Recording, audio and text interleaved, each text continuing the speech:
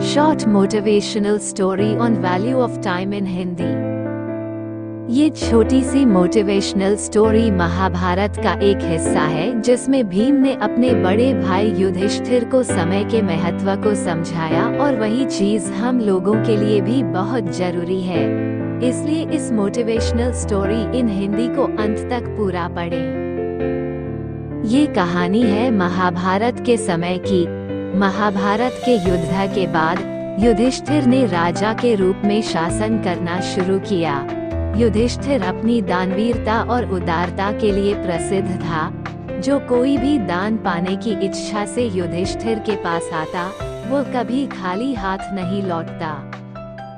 एक बार देर रात को एक भिखारी महल के दरवाजे पर आया और दान मांगने लगा। उस समय राजा युधिष्ठिर सो रहे थे। रानी द्रौपदी ने उन्हें जगाया, लेकिन युधिष्ठिर ने कहा, मैं बहुत थक गया हूँ।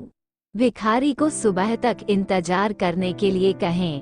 कल सुबह उठने के बाद मैं उसे उसके वजन के बराबर सोने के सिक्के दूंगा।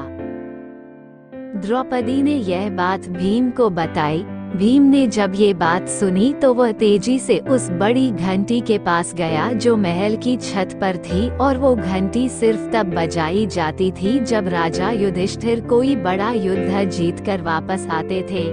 भीम बिना रुके उस घंटी को जोर जोर से बजाने लगा।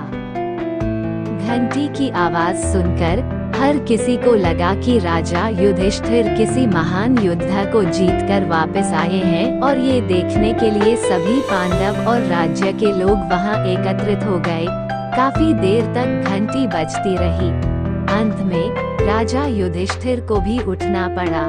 गुस्से में उन्होंने भीम से पूछा, तुम इतनी रात को घंटी क्यों बजा रहे हो?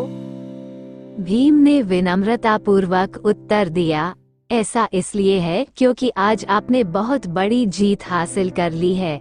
ये सुनकर राजा युधिष्ठिर चौंक गए और पूछा, ये तुम क्या कह रहे हो?